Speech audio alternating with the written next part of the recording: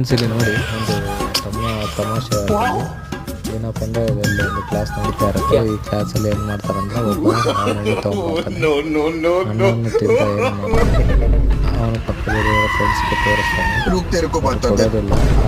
ಅದಕ್ಕೆ ಅವನು ಏನು ಮಾಡ್ತಾನೆ, ಇವ್ನಿಗೆ ಹೇಗಾದ್ರೂ